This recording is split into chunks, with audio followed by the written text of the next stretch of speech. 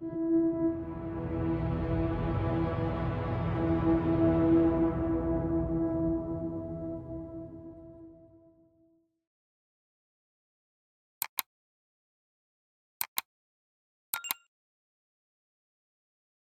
evening, all, and thank you for tuning in to tonight's story. If you enjoy it, please remember to subscribe and like the video so we can continue bringing you more horror stories. Now, without further ado, take a deep breath and relax as we take a journey through the night.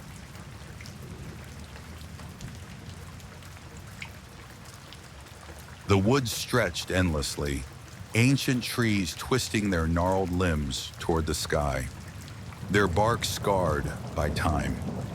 Shadows pooled thick between the trunks, the canopy above swallowing what little light remained. The air hung heavy, damp with the scent of moss and earth, a silence so profound it pressed against the ears. They had been wandering for hours, drawn by the thrill of exploration, the reckless hunger for something beyond the mundane. Nate led the way, his steps confident despite the unfamiliar terrain. Behind him, Lisa, Eric, and Jordan trailed, their voices subdued beneath the weight of the forest's quiet. "We should head back soon," Lisa muttered, arms wrapped around herself. "It's getting dark." Eric scoffed. "Scared of trees?" Lisa shot him a glare, but before she could retort, Nate halted abruptly. "Do you hear that?" The others stilled. A faint, rhythmic sound drifted through the trees, a soft trickle, as if water seeped from the earth itself. Without waiting, Nate pushed forward, weaving between trunks and overgrown roots until they emerged into a small clearing. At its center stood a well, its stones ancient and crumbling, darkened with damp. Vines coiled around the structure like serpents, their tendrils dipping into the gaping maw. Water gleamed at the bottom, black as ink, disturbed only by the occasional ripple. "How old do you think this is?" Jordan breathed, stepping closer. Lisa hesitated. "We should leave it alone." "Come on, it's just a well," Nate said, pulling a quarter from his pocket. He held it up between thumb and forefinger, smirking. "Let's make a wish." Before anyone could protest, he flicked the coin into the darkness. It disappeared without a sound. For a moment, nothing happened. Then the wind shifted. The trees groaned, their skeletal branches scraping against one another like hushed voices. A pulse rippled through the water below, slow and deliberate. Nate's smirk faded. "Did you see that?" Eric leaned over the edge. "Just water moving, dude. Probably a fish or something." Lisa took a step back. "There shouldn't be fish in a well." Jordan exhaled sharply. "Let's just go." They turned away, but as they did, Nate gasped. "Wait! My phone?" He pulled it from his pocket, eyes wide. The cracked screen flickered, the battery indicator suddenly full. The device had been nearly dead minutes ago. Lisa frowned. "That's weird." Eric chuckled. "Guess the well liked your wish." Jordan hesitated. "That's impossible." Nate grinned, excitement eclipsing caution. "Who cares?" It worked. One by one, the others succumbed to curiosity. Eric tossed in a penny, murmuring his wish under his breath. Lisa followed, her fingers trembling. Jordan was the last to give in, reluctant but unable to ignore the gnawing intrigue. They left the clearing with an unspoken agreement never to mention the well again. That night, the wishes came true. Nate's bank account, once nearly empty, showed an influx of thousands.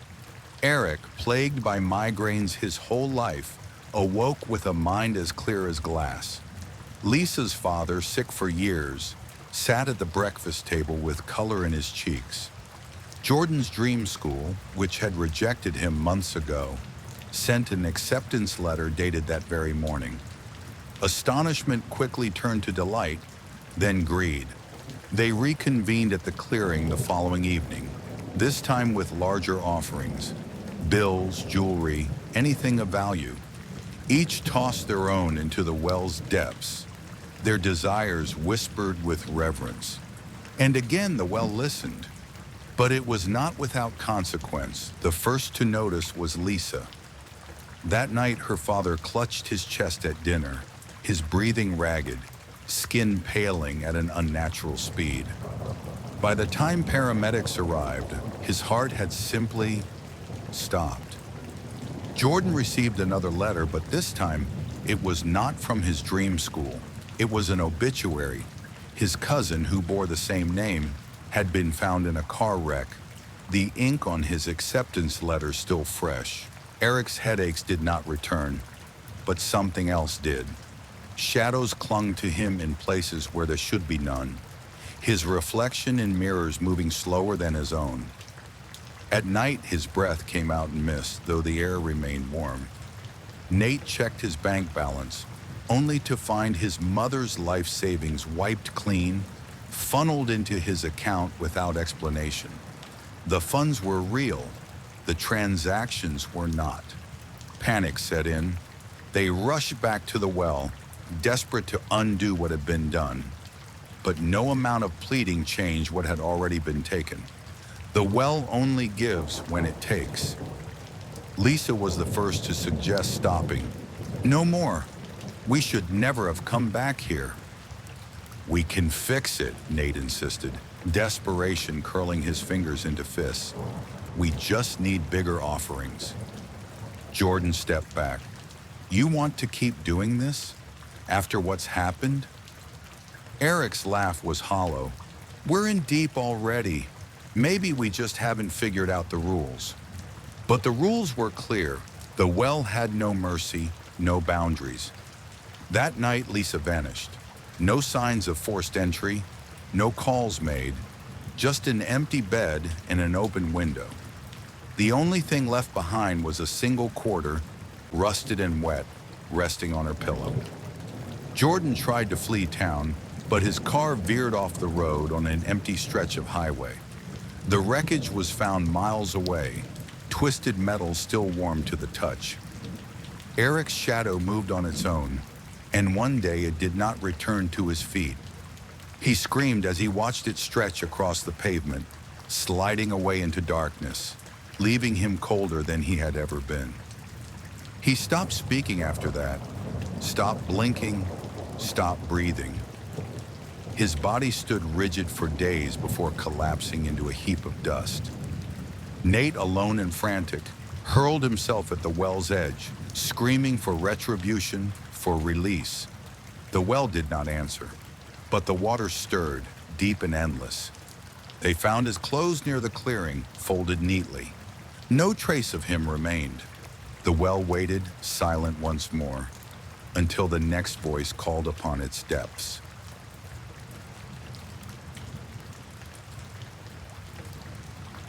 The first sensation that returned was the cold, an unbearable chill that seeped into her bones. Her eyelids fluttered, reluctant to open, but the distant, rhythmic chanting forced her into consciousness.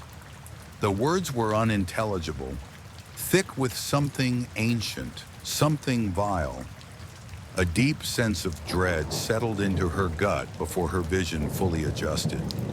She lay upon a stone slab, its surface rough against her bare arms. The air was thick with incense, the scent cloying, a sickly mix of burnt herbs and something metallic. Shadows flickered across the walls, distorted by the glow of torches set into iron sconces. The dim illumination barely reached the edges of the cavernous chamber. Encircling her stood figures clad in long, tattered robes of black and white, their faces hidden behind carved masks. The masks were crude yet haunting, depicting skeletal grins and hollowed-out eyes, each unique but equally disturbing. The chanting grew louder, a pulsating force that crawled beneath her skin, making her breath come in short, panicked gasps. She tried to move, but her wrists and ankles were bound with coarse rope, the fibers digging into her flesh. Panic surged in her chest, heart pounding so fiercely she thought it might shatter her ribs. The realization of helplessness gripped her, a suffocating horror sinking its claws deep. A figure stepped forward, taller than the others, adorned with a mask that bore no grin. Only a void where a mouth should have been. This one carried a dagger, its blade long and jagged, the surface etched with symbols she did not understand. The robed figure raised the weapon high, and the chanting ceased, plunging the room into a suffocating silence. The absence of sound was more terrifying than the chanting had been. She thrashed, raw terror igniting her veins, but the ropes held firm. A murmur of amusement rippled through the gathered figures, their heads tilting in eerie unison. The leader placed the dagger over her chest, pressing just enough for her to feel its bite. "Fear strengthens the offering," the figure intoned, voice distorted behind the mask. Tears burned her eyes. "Please, please, don't." The leader ignored her plea, tracing the blade lower, stopping just above her abdomen. "You were chosen. The cycle must continue." The others responded in a single, unified tone, their voices dripping with reverence. "The cycle must continue." Her mind screamed, her body bucking against the restraints as shadows danced across the stone walls. She did not understand. Why her? Why here? The leader lifted a goblet, its surface coated in something thick and glistening. Dipping fingers into the substance, the figure began smearing it across her forehead, her cheeks, her lips. The scent hit her all at once, coppery and unmistakable. Blood. A wretched sound tore from her throat, a sob so deep it rattled her ribs. The others took up their chant once more, swaying in rhythmic devotion. The leader moved closer, the blade now poised directly over her stomach. She squeezed her eyes shut, waiting for the pain. But instead of the sharp agony of a blade slicing flesh, the room shuddered. The torches flickered wildly, their light bending and contorting as if reality itself was twisting apart. A deep, guttural growl resonated from somewhere unseen, shaking the very foundations of the chamber. The cultists hesitated. Then the shadows came alive.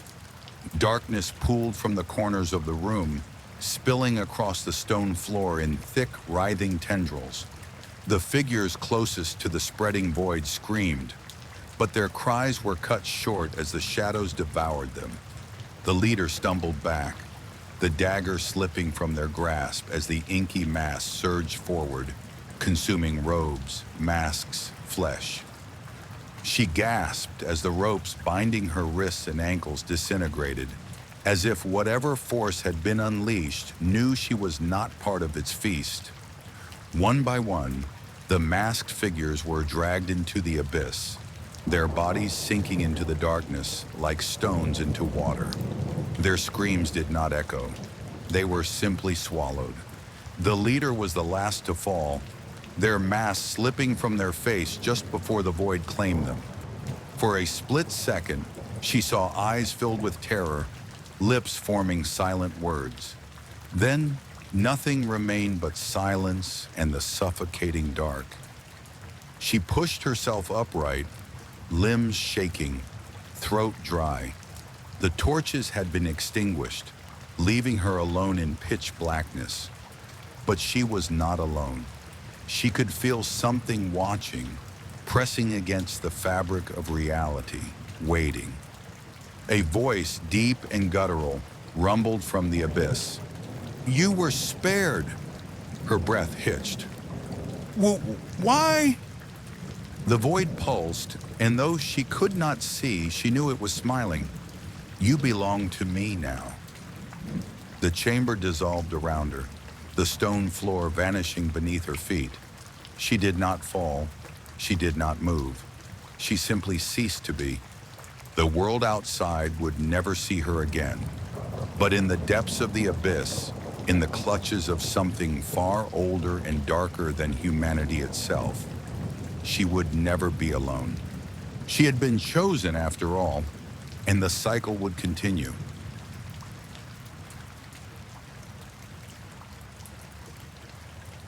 I first saw him from my window, an old man wrapped in a tattered coat, his presence an anomaly among the mundane souls of the city. His movements were slow, deliberate, yet there was an air of silent command to them, as though the earth itself hesitated beneath his step. The streetlights seemed to flicker whenever he passed beneath them, dimming as though recoiling from his presence. At first I thought it was a coincidence, the failing infrastructure of an old city, nothing more. But as the days bled into weeks, my gaze was drawn to him with growing intensity. The way people avoided his stare, the way dogs would lurch back, whimpering at his approach, the unsettling stillness that followed him like a shadow. I felt the stirrings of a terrible knowing, a whispering thought that rooted itself deep in my mind. He was not like the rest of us. I studied him obsessively. He lived in the building opposite mine, his window almost directly across from my own. The curtains were always drawn, save for a thin gap through which I could see his silhouette. Some nights he would stand motionless for hours, staring in my direction. I could never see his face, only that shape, rigid and unmoving, waiting. My dreams began to change. Nightmares, vivid and suffocating, dragged me into places I did not recognize, where the walls bled and unseen figures loomed in the periphery of my vision. And always at the center of these dreams stood the old man, not as a frail creature, but as something vast and looming, his body stretching impossibly into the darkness, his eyes, when I dared to look, pools of endless black. I would wake drenched in sweat, my breath hitching in my throat, convinced that he had been in my room, standing over me, unseen but present. My fear festered into hatred.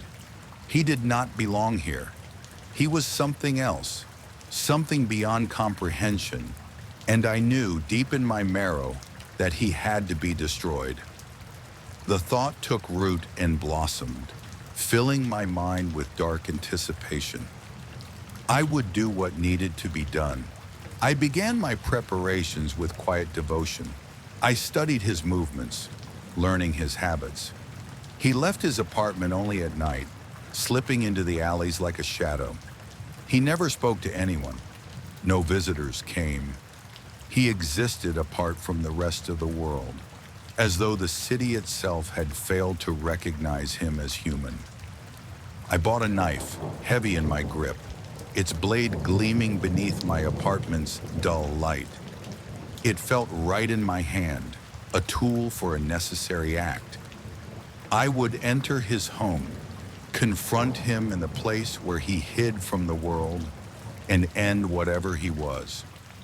The night I chose was moonless. The city was restless with its usual noises. Car horns, distant shouting, the occasional siren. But beneath it all, I could hear an absence, an eerie quietude that spread from his building like a disease.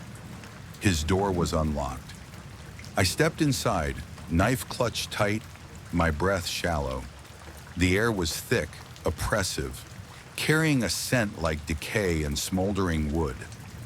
The walls were lined with old photographs, each depicting the same face, his face, unchanged by time. Decades, perhaps centuries, yet his features remained identical in each one. My heart slammed against my ribs. A sound drifted from the next room, a dry, rattling breath. He was awake, waiting. I moved forward, fingers tightening around the handle of the blade.